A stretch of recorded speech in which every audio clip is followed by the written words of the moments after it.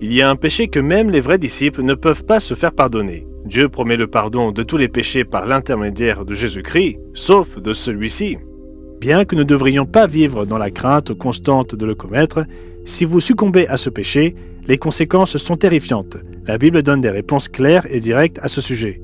Dans cette vidéo, nous allons voir ce qu'est exactement ce péché, pourquoi il est si grave et comment vous pouvez éviter d'y succomber. Jésus dit clairement « Tout péché et tout blasphème sera pardonné aux hommes, mais le blasphème contre l'Esprit ne sera point pardonné. » Mais qu'est-ce que le blasphème contre le Saint-Esprit ?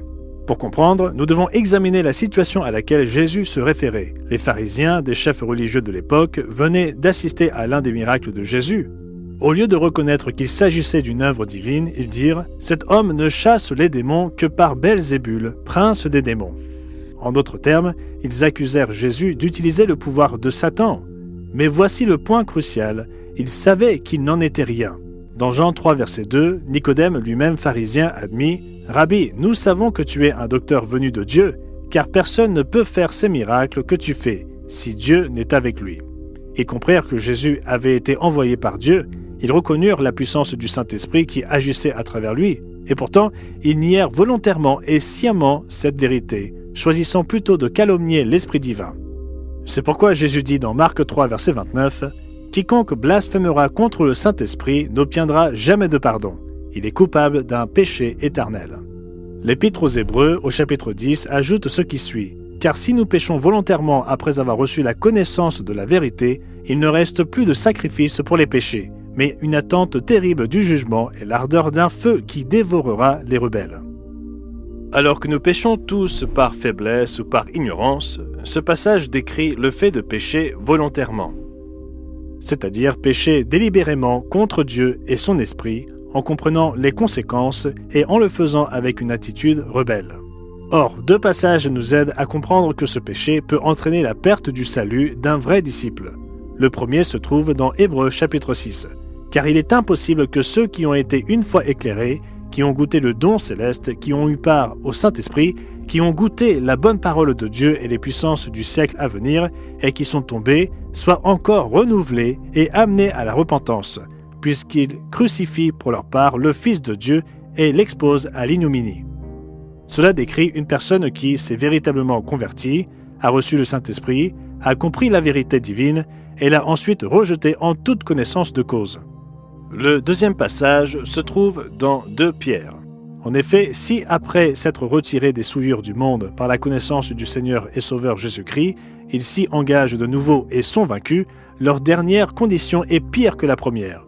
Car mieux valait pour eux n'avoir pas connu la voie de la justice que de l'avoir connue et de se détourner du saint commandement qui leur avait été donné.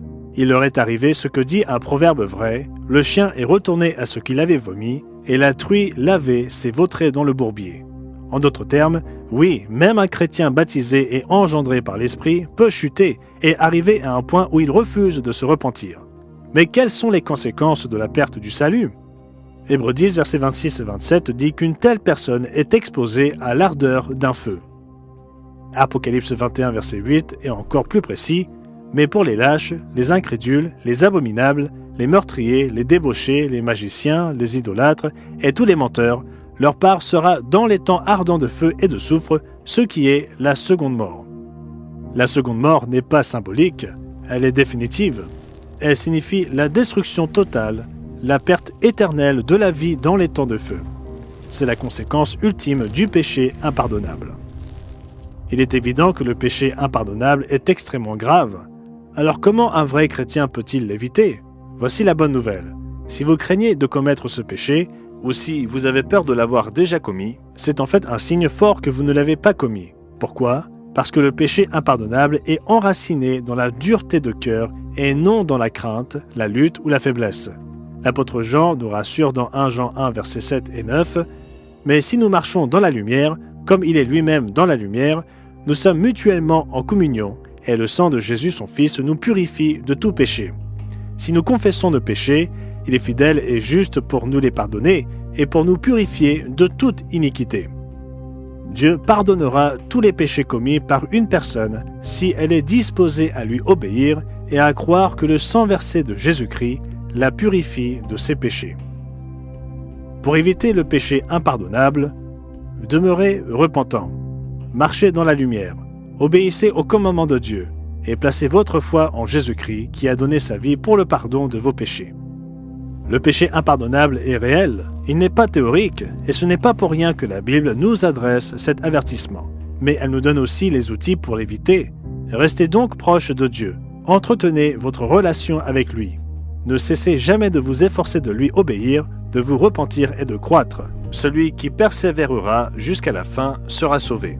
Pour en apprendre davantage sur ce sujet, commandez un exemplaire de notre brochure « Aujourd'hui est-ce le seul jour de salut ». Si vous avez aimé cette vidéo, abonnez-vous à notre chaîne. Vous pouvez regarder d'autres vidéos qui vous aideront à comprendre votre monde à travers les pages de la Bible. Merci d'avoir regardé.